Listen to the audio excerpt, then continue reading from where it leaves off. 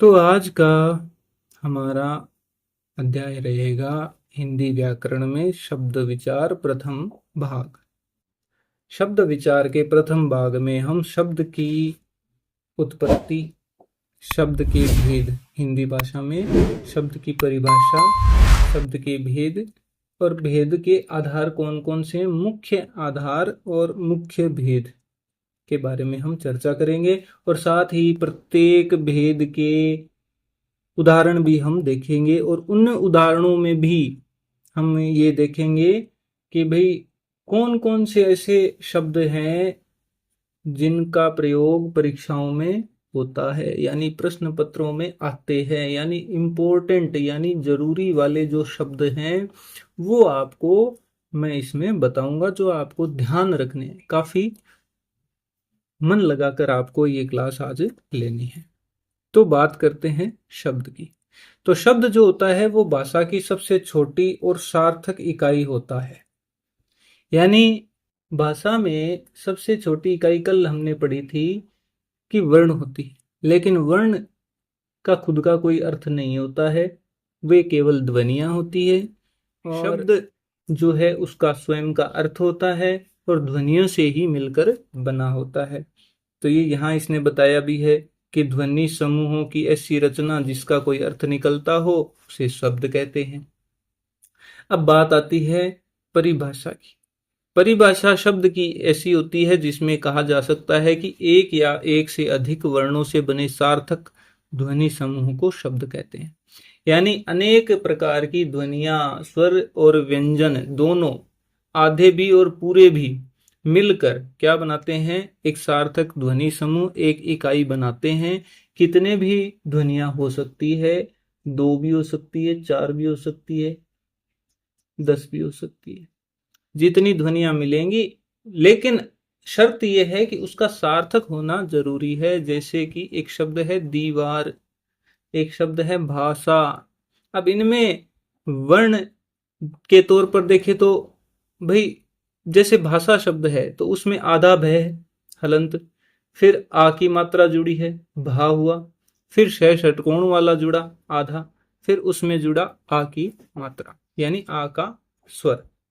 तो अब इन चारों को मिला दें ध्वनियों को तो एक शब्द बनता है भाषा, जो हम बोलने और लिखने के काम में लेते हैं, जिससे हम विचारों का आदान प्रदान करते हैं।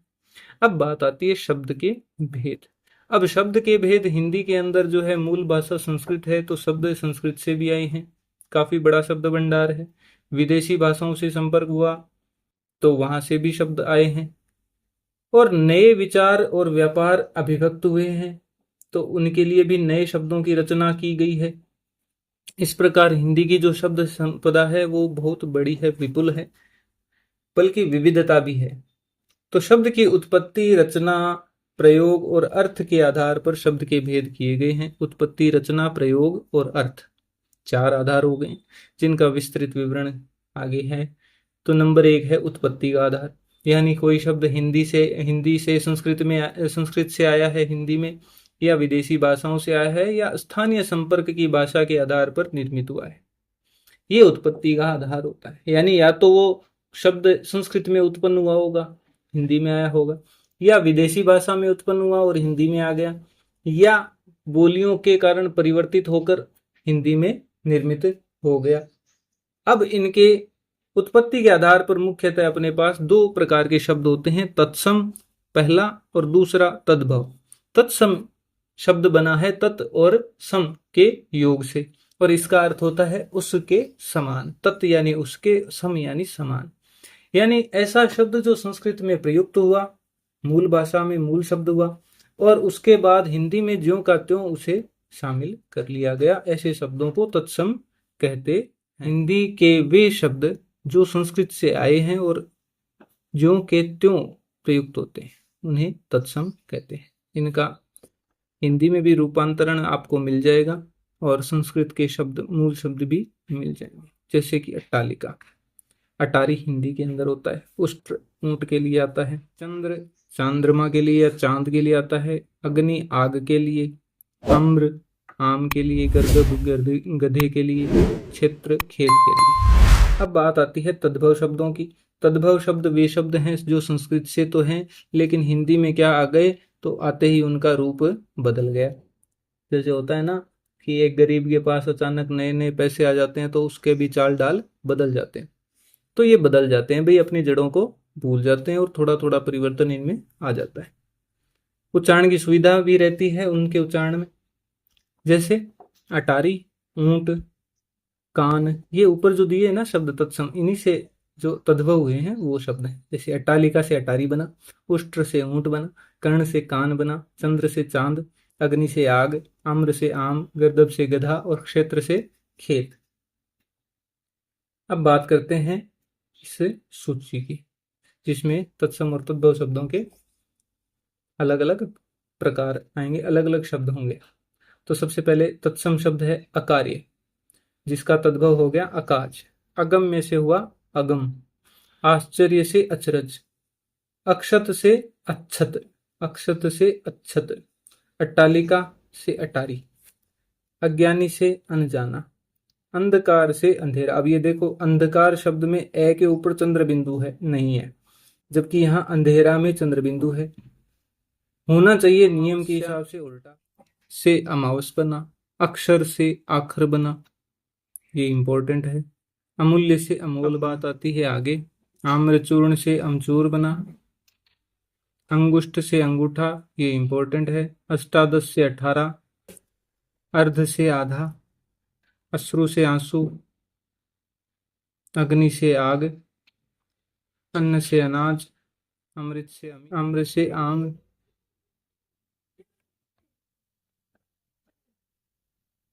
आखेट से अहेर, अर्पण से अर्पण। ठीक है, उसके बाद अगणित से अनगिनत, अश्विन से आसोज, आलस्य से आलस, आशीष से आशीष, आश्रय से आसरा। ठीक है, उज्जवल से उजला, उच्च से ऊंचा, उष्ट्र से ऊंट, एकत्र से इकट्ठा, करपास से कपास, इक्षु से ईख, उलूक से उल्लू, एला से इलायची, अंचल से आंचल, कटु से कड़वा, कपाट से किवाड़,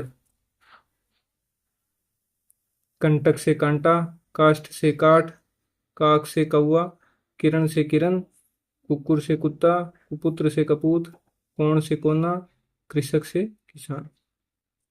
अब बात करते हैं आगे। गद्दब से गधा, कर्म से काम, कदली से केला, कर्पूर से कपूर, कपूत से कबूतर, कार्य से काज, कार्तिक से कार्तिक, काश से खांसी, कुंभकार से कुम्हार, कुष्ठ, ये इंपॉर्टेंट है कुष्ठ। ठीक है, ये भी इंपॉर्टेंट है और ये भी इंपॉर्टेंट है। कोकिल से कोयल, ये भी इंपॉर्टेंट है।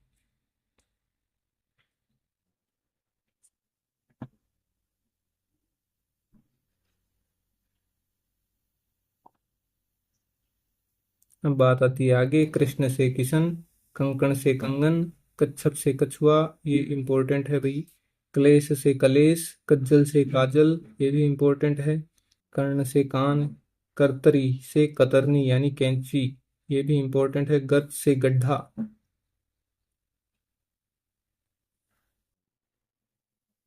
स्तंभ से खंबा, क्षत्रिय से खत्री, खटुआ से खाट, क्षीर से खीर, क्षेत्र से खेत, ग्रंथि से गांठ, गायक से गवैया, ग्रामीण से गंवार, गोसाई गोस्वामी से गुसाई, गृह से घर, गोमय से गोबर, गौर से गोरा, गौ से गाय।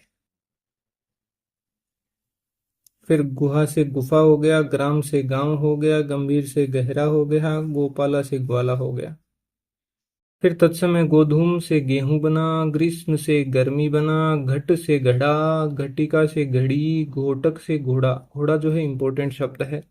घृत से घी, गहन से घना, चर्म से चाम, चंद्र से चांद, चतुष्कोण से चौकोर बना, चतुर्दश से 14। अब देखो गिनती के जो शब्द है ना संस्कृत के, उनसे हिंदी की जो गिनती बनी है उसको एक बार आप पढ़ना, आगे हम लाएंगे भी किसी वीडियो में। तो ये इंपॉर्टेंट चीजें हैं जो परीक्षाओं में आने का चांस रहता है, कुछ आते भी हैं। चित्रकार से चितेरा, चित्र से चेत, छत्र से छाता, चर्मकार से चमार, चर्वण से चबाना। फिर आती है बात चंद्रिका की। चंद्रिका से चांदनी, चतुर्थ से चौथा, चतुष्पद से चौपाया, चंचू से चोंच, चतुर्विंश से 24, चौर से चोर, चित्रक से चीता, चुंबन से चूमना, चक्र से चक्कर, छाया से छाह, छिद्र से छेद। जन्म से जन्म, ज्योति से ज्योत, जिह्वा से जीभ, जंघा से जांग, ज्येष्ठ से जेठ, जामाता से जमाई, जीर्ण से झीना, झरण से झरना, जीर्ण से झीना। अब बात आती है आगे। आगे है तप्त, तप्त से तपन, तीक्ष्ण से तीखा, तैल से तेल, तपस्वी से तपसी, ताम्र से तांबा, तीर्थ से तीरथ, तुंद से तोंद, त्वरित से तुरंत, तृण से तिनका।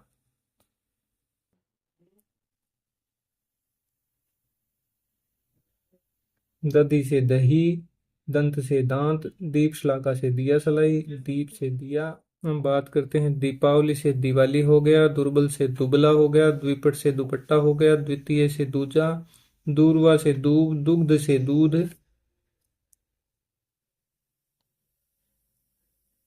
दुख से दुख, दक्षिण से दाहिना, देव से दैव, धर्म से धर्म, धरित्री से धरती, धूम से धुआं, धरतूर से धतूरा, धैर्य से धीरज, धन श्रेष्ठी धन्ना सेठ हो गया, धन्य से धान हो गया, नग्न से नंगा हुआ, नक्षत्र से बना नखत, नव्य से नया, नापित से नाई, नृत्य से नाच।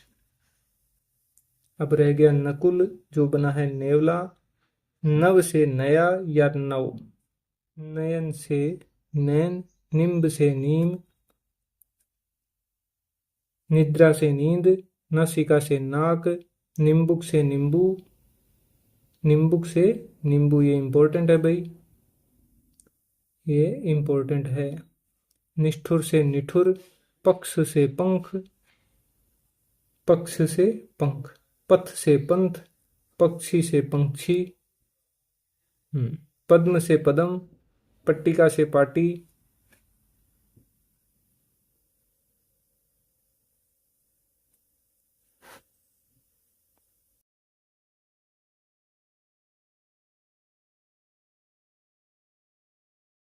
फिर पर्यंक से पलंग, परीक्षा से परख, परपट से पापड़, पवन से पौन, पत्र से पत्ता, पास से फंदा।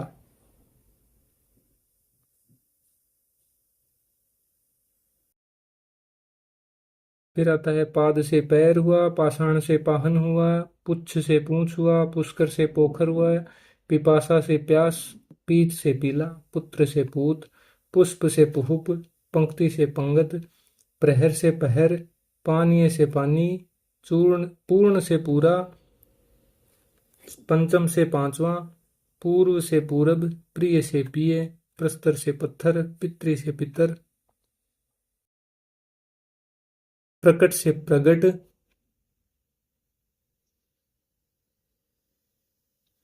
पृष्ठ से पीठ, पौत्र से पोता, प्रतिछाया से परछाई, फाल्गुन से फागुन, परसु से फरसा, बधिर बहरा, बलिवर्द बैल, वंध्या बांझ, बरकर बगरा बकरा, बालुका बालू।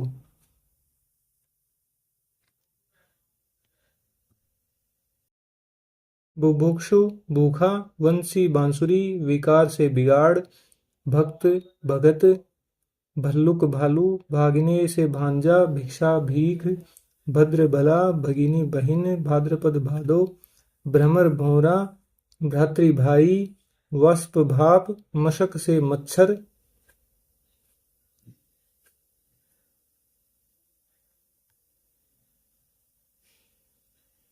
मत्स्य से मछली, मल से मैल, मक्षिका से मक्खी, मस्तक से माथा, मयूर से मोर, मध्य से मद, मनुष्य से मानुष, मातृ से माता, मास महीना, मातुल मामा, मित्र से मीत।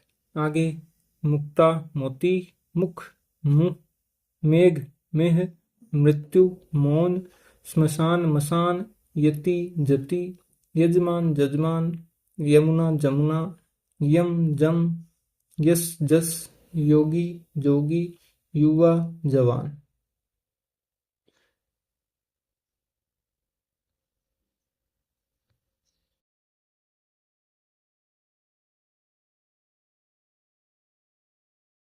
यंत्र मंत्र जंतर मंतर, यशोदा जसोदा, रज्जू रस्सी, राजपुत्र राजपूत, रक्षा राखी, यज्ञोपवीत जनेऊ, यूथ जत्था, राशि रास, रिक्त रीता, रोदन यानी रोना, रानी रात, रागी रानी। लक्ष्मण से लखन, लज्जा लाज, लवंग लौंग, लेपन लीपना, लोहकार लुहार, लक्षण लक्षण, लक्ष्य यानी लाख, लवण लोण या लूण, लक्ष्मी लिच्छमी, लोह लोहा लोमड़ी।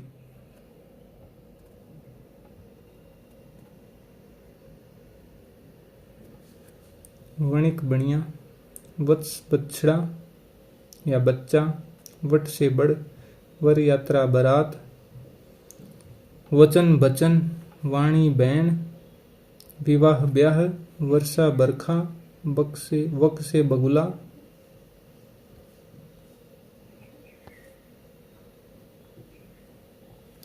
वानर बंदर, विष्टा बीट, विद्युत बिजली, वृद्ध बूढ़ा, व्याघ्र बाघ, सैया सेज, साफ शराब, शीतल शीतल, शुष्क सूखा, शर्करा शक्कर।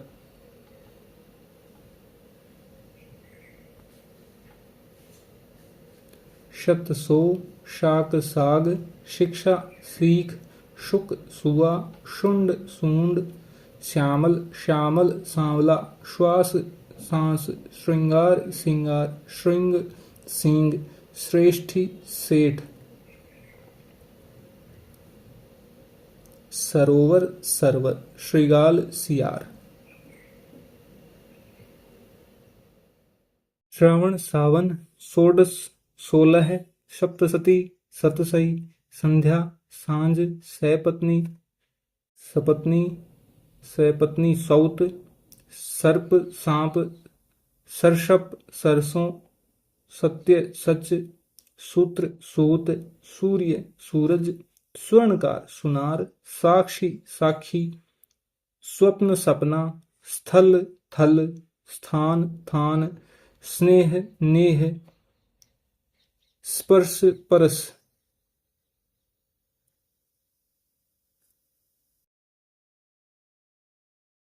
ठीक है।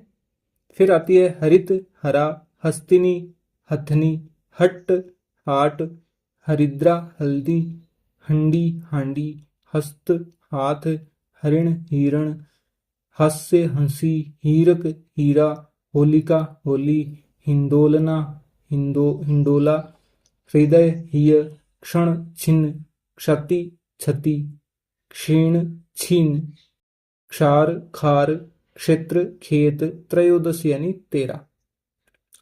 अब आगे बात करते हैं अगले प्रकार की। तत्सम हो गया, तद्भव हो गया, उदाहरण हो गए। अब बात आती है देशज शब्दों की। देशज शब्द वे होते हैं जो किसी भाषा में ऐसे शब्द जो क्षेत्रीय हों, जिनके स्रोत का आधार या तो भाषा व्यवहार हो या उसका कोई पता नहीं हो, देशज शब्द कहलाते हैं। समय परिस्थिति और आवश्यकता अनुसार क्षेत्रीय लोग जो शब्द अपने आप अपनी बुद्धि से उच्चारण के लिए, सुविधा के लिए गढ़ लेते हैं, उन्हें देशज शब्द कहते हैं। जैसे परात, काच, ढोर, खचाखच, फटाफट, मुक्का आदि। ठीक है। अब देशज शब्दों के प्रकार। देशज शब्दों में सबसे पहला प्रकार है अपनी गढ़ंत से बने शब्द। अपने अंतर्मन से उमड़ी भावनाएं हैं, उनको व्यक्त करने के लिए, जैसे गति को व्यक्त करने के लिए हम फटाफट भी कह देते हैं। कोई आवाज हो रही है, नहीं समझ में आ रहा है क्या आवाज है, तो उसको खटपट कह देते हैं। कोई व्यंजन बना हुआ है, नहीं समझ में आया, उसका स्वाद कैसा है, तो हम कह देते हैं चाट। कोई बालक की बुद्धि कम है तो हमने अपने मन से हास्य के लिए शब्द बना दिया, जिससे बुद्धू, जैसे बुद्धू हो गया। इस तरह के अपनी बुद्धि से अपनी भावनाओं के लिए जो शब्द व्यक्त किए जाते हैं उनको कहा जाता है। अपने अंतर्मन में उमड़ रही भावनाओं जैसे कि खुशी, गम अथवा क्रोध की अभिव्यक्ति के लिए व्यक्ति अति भावावेश में कुछ मनगढ़ंत ध्वनियां, ये मनगढ़ंत ध्वनियां होती है, इनका उच्चारण करने लगता है। और जब यही ध्वनियां बार बार प्रयोग में आती है तो एक बड़ा समुदाय उनका प्रयोग करने लगता है। धीरे धीरे उनका प्रयोग साहित्य में भी हो जाता है, जैसे ऊधम, अंगोछा, खुरपा, ढोर, लप लपाना, बुद्धू, लोटा, परात, चुटकी, चाट, ठटेरा, खटपट, ये सारे इसके उदाहरण हैं। उसके बाद देशज शब्द आते हैं अपने द्रविड़ भाषा से। उनमें शब्द है अनल है, कटी है, चिकना है, ताला, लुंगी, इडली, डोसा। ये शब्द हिंदी के नहीं है, द्रविड़ भाषा से आए हैं, जैसे अनल, कटी, चिकना, ताला, लुंगी, इडली, डोसा। कोल और संथाल भाषा, इनसे आए हैं कपास, कोड़ी, पान, परवल, बाजरा, सरसों। उसके बाद आती है विदेशी भाषा के शब्द, जिसमें राजनीतिक, आर्थिक, धार्मिक, सांस्कृतिक, इन कारणों से ही राजनीतिक देशों के बीच जो होता है संबंध बनते हैं। तो जब दूसरे देशों से संबंध बनते हैं तो उन देशों की भाषाओं के शब्द भी हमारी भाषा में आ जाते हैं, उन्हें विदेशी शब्द कहते हैं। हिंदी में अंग्रेजी, फारसी, पुर्तगाली, तुर्की, चीनी, डच, जर्मन, रूसी, जापानी, तिब्बती, यूनानी भाषा के शब्द आ गए हैं। अब बात करते हैं कि इन शब्दों में कौन कौन सी भाषा से कौन कौन से शब्द आए हैं। जैसे अंग्रेजी भाषा के शब्द हैं, वो हैं अफसर है, एजेंट है, क्लास है, clerk, nurse, car, copy, coat, guard, cheque, tailor, teacher, truck, taxi, school, pen, paper, bus, radio, register, rail, readymade, shirt, suit, sweater, ticket. ये सारे अंग्रेजी भाषा के शब्द हैं जो हिंदी में भी प्रयोग किए जाते हैं और लोग इनको आराम से प्रयोग करते हैं। नंबर 2 आती है अरबी भाषा के शब्द। अरबी भाषा से आए हैं अक्ल, अदालत, आज़ाद, इंतजार, इनाम, इलाज, इस्तीफा, कमाल, कब्जा, कानून, कुर्सी, किताब, किस्मत, कबीला, कीमत, जनाब, जलसा, जिला, तहसील, नशा, तारीख, ताकत, तमाशा, दुनिया, दौलत, नतीजा, फकीर, फैसला, बहस, मदद, मतलब, लिफाफा, हलवाई, हुक्म, हिम्मत। ये शब्द अरबी भाषा के शब्द हैं। उसके बाद फारसी। फारसी में क्या नुक्ता ज्यादा लगता है और कई बार नहीं भी लगता है। जैसे अखबार, ख तालु से टकराती है आवाज, ख कोमल तालु से टकराती है। अखबार, अमरूद, आराम, आवारा, आसमान, आतिशबाजी, जी, जै, आतिशबाजी, आमदनी, कमर, कारीगर, कुश्ती, खजाना, खर्च, खून, गुलाब, गुब्बारा, जानवर, जेब, जगह, जमीन, दवा, जलेबी, जुकाम, तनख्वाह, तबाह, दर्जी, दीवार, नमक, बीमार, नेक, मजदूर, लगाम, शेर, सूखा, सौदागर, सुल्तान, सुल्फा। अब आती है बात पुर्तगाली भाषा से। पुर्तगाली भाषा से आए हैं अचार, अगस्त, आल्पिन, आलू, आया, अनन्नास, इस्पात, कनस्तर, कार्बन, कमीज, कमरा, गोभी, गोदाम, गमला, चाबी, पीपा, पादरी, फीता, बस्ता, बटन, बाल्टी, पपीता, पतलून, मेज, लबादा, संतरा, साबुन। ये सब आए हैं पुर्तगाली भाषा से। उसके बाद है तुर्की भाषा से। तुर्की भाषा से आया है आका, उर्दू, काबू, कैंची, कुर्की, कुली, कलंगी, कालीन, चाक, चिक, चेचक, चुगली, चोगा, चम्मच, तमगा, तमाशा, तोप, बारूद, बावर्ची, बीबी, बेगम, बहादुर, मुगल, लाश, लाश, सराय। फ्रांसीसी भाषा से अंग्रेज, काजू, कारतूस, coupon, table, mayor, marshal, menu, restaurant, soup आदि। उसके बाद चीनी से आए हैं चाय, लीची, लोकाट, तूफान। डच से आया है तुरुप, चिड़िया, ड्रिल। ये डच से आए। जर्मन से नाथसी, नाजीवाद, किंडरगार्टन। तिब्बती से आया है लामा, डांडी। रूस से आया है जार, सोवियत, रूबल, स्पुतनिक, बुजुर्ग, लूना। यूनानी से आया है academy, atom, Atlas, telephone, Bible. उसके बाद है संकर शब्द। वे शब्द जो दो अलग अलग भाषाओं के शब्दों को मिलाकर बनाए गए हैं, संकर शब्द कहलाते हैं। जैसे वर्षगांठ, वर्ष है संस्कृत का, गांठ है हिंदी का। उद्योगपति, संस्कृत, हिंदी। रेल यात्री, रेल अंग्रेजी का है, यात्री संस्कृत का है। टिकट घर, अंग्रेजी, हिंदी। नेक नियत, फारसी, अरबी। नेक है फारसी का, नियत है अरबी का। जांच करता, फारसी जांच, करता हिंदी का। बेढंगा, बे फारसी का है और ढंगा हिंदी का है। बेआब, बे फारसी का है और आब अरबी का है। अब है सजा प्राप्त। सजा फारसी का है, प्राप्त हिंदी का है। उड़न तस्तरी, हिंदी उड़न और तस्तरी फारसी का। बेकायदा, बे फारसी का है और कायदा अरबी का है। बम वर्षा, बम अंग्रेजी का है और वर्षा हिंदी का है। तो इन शब्दों में क्या है, एक से ज्यादा भाषाओं के शब्द मिलाकर एक शब्द हिंदी में बना लिया गया है। तो ये संकर शब्द हैं। रचना के आधार पर, यानी शब्द रचना कैसे होते हैं, प्रक्रिया के आधार पर। जैसे नए शब्द बनाने की प्रक्रिया को बनावट कहते हैं, और रचना प्रक्रिया, रचना कैसे हुई उस प्रक्रिया के आधार पर तीन प्रकार के शब्द हैं, रूढ़ शब्द, यौगिक शब्द और योग रूढ़।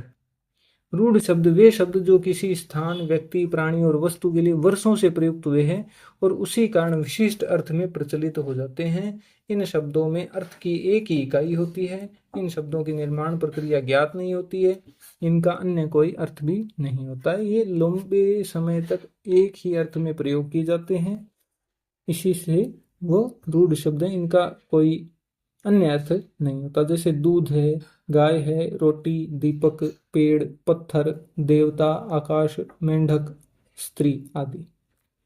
यौगिक शब्द वे शब्द जो दो या दो से अधिक शब्दों से मिलकर बने होते हैं। उन शब्दों का अपना पृथक अर्थ भी होता है, किंतु मिलकर संयुक्त अर्थ का बोध कराते हैं। यानी खुद का अर्थ भी होता है और जो नया शब्द बना है उसका भी खुद का अर्थ होता है। जैसे विद्यालय, विद्या प्लस आलय, विद्या का अर्थ विद्या, ज्ञान, आलय का मतलब घर। प्रेम सागर, प्रेम यानी प्रेम, और सागर समुद्र। प्रतिदिन यानी प्रत्येक दिन, प्रति प्लस दिन। दूध वाला, दूध प्लस वाला। राष्ट्रपति, राष्ट्र प्लस पति, यानी प्रत्येक शब्द का खुद का भी अर्थ है और जो नया शब्द बना उसका भी स्वयं का अर्थ है। महर्षि, महा प्लस ऋषि, महाधन ऋषि। योग रूढ़ वे यौगिक शब्द जिनका निर्माण पृथक पृथक अर्थ देने वाले शब्दों के योग से तो होता है। जैसे यौगिक शब्द, वैसे इनका निर्माण तो होता है किंतु आपस में मिलकर एक विशेष ही अर्थ का प्रतिपादन करते हैं, यानी तीसरा ही अर्थ निकलता है, वह योग रूढ़ है। ऐसे शब्दों को योग रूढ़ शब्द कहते हैं। जैसे पीतांबर शब्द जो है, पीत और अंबर यानी पीला और वस्त्र के योग से बना है। इनका अलग अलग अर्थ भी है और योग भी हुआ है, किंतु अब योग से जो शब्द बना पीतांबर उसका अर्थ होना चाहिए पीला वस्त्र, किंतु मूल अर्थ से अलग इसका अर्थ जो है वो विष्णु की तरफ जाता है, इसलिए ये योग रूढ़ है।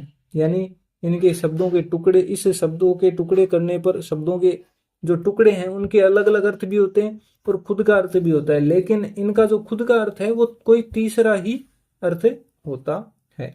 इसी प्रकार दशानन, गजानन, जलज, लंबोदर, त्रिनेत्र, चतुर्भुज, घनश्याम, रजनीचर, मुरारी, चक्रधर, षडानन आदि शब्द योग रूढ़ हैं। प्रयोग के आधार पर जैसे हम प्रयोग करते हैं, दो शब्द हैं, विकारी के तौर पर प्रयोग करते हैं और अविकारी के तौर पर प्रयोग करते हैं। विकारी जो लिंग वचन पुरुष कारक और काल के अनुसार बदल जाते हैं, इन शब्दों में आते हैं संज्ञा, सर्वनाम, विशेषण, क्रिया। आगे पढ़ेंगे इनको भी। उसके बाद अविकारी जिन पर इन चीजों का फर्क नहीं पड़ता, जो नहीं बदलते हैं, जिनका लिंग वचन पुरुष कारक और काल के अनुसार रूप परिवर्तन नहीं होता, अव्यय शब्द कहलाते हैं। ये सदैव वही बने रहते हैं, इसलिए अव्यय कहलाते हैं। अविकारी शब्दों में क्रिया विशेषण है, संबंध बोधक है, समुच्चय बोधक है और विस्मयादि बोधक आते हैं। अर्थ के आधार पर शब्द भेद हो गया। एकार्थी जिनका एक अर्थ हो, ठीक है, जैसे कि दिन, धूप, लड़का, पहाड़, ये एक अर्थ वाले एकार्थी शब्द कहलाते हैं। बात आती है अनेकार्थी शब्द। अनेकार्थी शब्द जिन शब्दों के अर्थ एक से अधिक होते हैं। अनेकार्थी, अनेक का मतलब अनेक, अर्थी का मतलब अर्थ, अनेक अर्थ वाले शब्द, जैसे अज, अमृत, कर, सारंग, हरि। अज का मतलब बकरा भी होता है और दशरथ के पिता भी अज कहलाते हैं। अमृत, सुधा, अमीय, पीयूष, ये अमृत के हैं। कर यानी हाथ, सारंग, हरि, विष्णु। पर्यायवाची शब्द, पर्यायवाची शब्द जिनका अर्थ समान होता है। इसमें तो क्या होगा, अर्थ अलग आएगा। जैसे अज है, दशरथ के पिता के लिए भी प्रयुक्त होता है और बकरे के लिए भी प्रयुक्त होता है, ठीक है। अमृत, अमृत के लिए भी होता है और जल के लिए भी आता है। कर हाथ के लिए भी आता है और करना के लिए भी आता है। सारंग, सारंग के लिए भी आता है और भौरे के लिए भी आता है। हरि विष्णु के लिए भी आता है और बंदर के लिए भी आता है। तो ये अनेकार्थी है, अर्थ अलग अलग निकलते हैं। पर्यायवाची अर्थ एक ही होगा, यानी जो मुख्य शब्द है उसके स्थान पर पर्यायवाची में से कोई भी रख दो तब भी अर्थ वही निकलेगा। जैसे अमृत है तो अमृत के पर्यायवाची हो गए सुधा, अमीय, पीयूष, अमी, सोम, ये अमृत के समानार्थी हैं और अर्थ की समानता होती है, इसीलिए इनको पर्यायवाची भी कहते हैं और समानार्थी शब्द भी कहते हैं। विलोम शब्द, विलोम शब्द अर्थ देते हैं एक से दूसरे का एकदम उल्टा, जैसे दिन का उल्टा रात, माता का पिता। सम उच्चारित शब्द यानी समान उच्चारण होता है, उच्चारण तो समान होता है, अर्थ अलग होता है। युग्म शब्द इनको आप कह सकते हो। भिन्नार्थक शब्द है, अर्थ भिन्न होता है, जैसे आदि, आदि, आदि का अर्थ प्रारंभ है किंतु आदि का अर्थ है लत होना।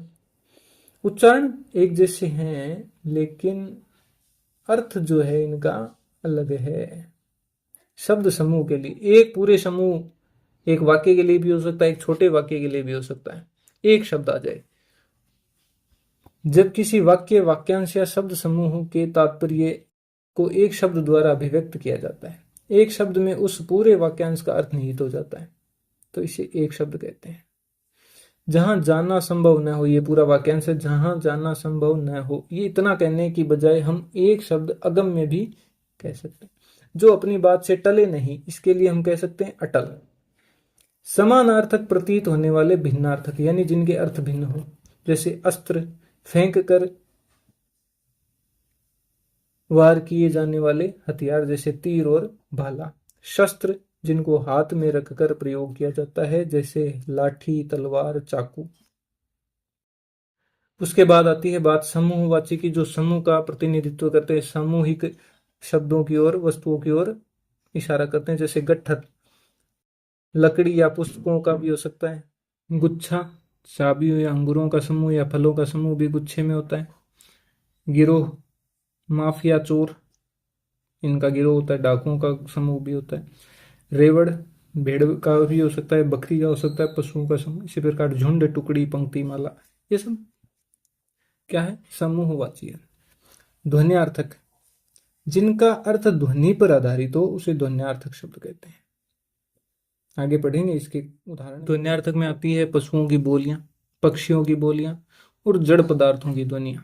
तो पशुओं की बोलियों में जैसे दहाड़ना, शेर करता है, भौंकता है कुत्ता, घोड़ा हिनहिनाता है, हाथी चिंघाड़ता है, भेड़ बकरी मिमियाती है, गाय रंभाती है, फुफकारना सांप का होता है, टर्राना मेंढक का होता है, गुर्राना चीता, म्याऊं बिल्ली करती है।